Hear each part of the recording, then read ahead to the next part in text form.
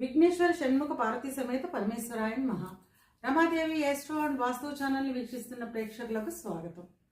అందరికీ వచ్చే అనుమానం, శనిగ్రహం వల్ల ఇబ్బందులు పడుతుంటే ఆంజనేయ స్వామికి ఆకుపూజ చేయించండి, ఆంజనేయ స్వామికి తమలపాకులు మాల వేయండి, మీకు శనిగ్రహం వల్ల ఇబ్బందులు ఉంటే సుందరాకాండ పారాయణం చేయండి, ఇలా చెప్తారు. అసలు శనిగ్రహానికి ఆంజనేయ స్వామికి సంబంధం ఏంటి? ఒక చిన్న పురాణ గాథ విందాం.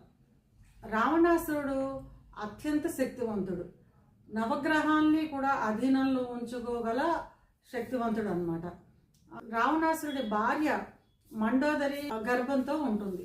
ఆవిడ ప్రసవ సమయానికి నవగ్రహాల్ని లగ్నం నుంచి 11వ ఇంట్లో నిలబెడతాడట. అంటే జాతకంలో ఎలాంటి గ్రహం 11వ ఇంట్లో ఉన్నా అది యోగించే తీరుతుంది.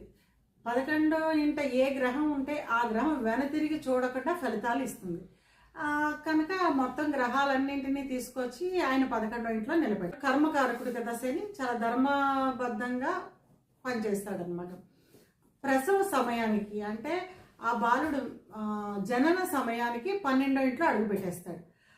అంటే ఇప్పుడు శని 11లో లేదు కదా, మిగిలిన 8 గ్రహాలని 11వ ఇంట్లో, 9 గ్రహాలని 11వ ఇంట్లో ఉంచాడు. శని గ్రహం సమయం చూసుకుని ఆ సమయానికి 12వ ఇంట్లోకి వెళ్ళిపోయాడు. మిగిలిన 8 గ్రహాలు 11లో ఉన్నాయి. అప్పుడు జన్మించిన మేఘనాథుడు, రావణాసుడు పుత్రుడు మేఘనాథుడు అత్యంత బలవంతుడు అనమాట. అతనికి ఎదురనేది లేదు. కానీ ఈ శనిగ్రహం 12వ ఇంట్లోకి ప్రవేశించడం వల్ల అతనికి ఆయుర్దాయం ఉండదన్నమాట.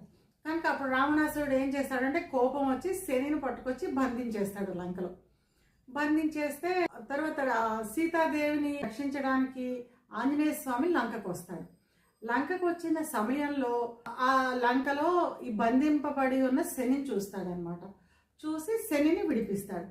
విడిపించడం వల్ల అప్పుడు శని మాట ఇస్తాడనమాట ఆంజనేయ స్వామికి, నీ పూజ చేసిన నీ భక్తులను నేను బాధించను అని చెప్పి ఆంజనేయ స్వామికి శని మాట ఇస్తాడు.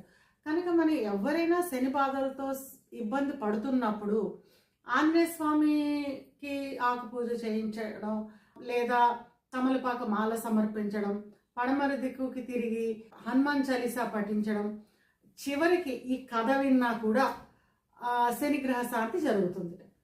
కనుక శని ప్రభావం ఎవరి జాతకాల్లో అయితే ఉందో వాళ్ళు ఈ కథ వినడం వల్ల కూడా శనిగ్రహ శాంతి జరుగుతుంది అనమాట.